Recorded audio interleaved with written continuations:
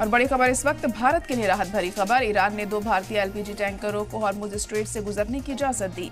Gas लेकर Hormuz strait को पार कर रहा शिवालिक जहाज। भारत में ईरान के राजदूत मोहम्मद फतहाली बोले, दोनों ममालिक को एक दूसरे की मदद करनी चाहिए।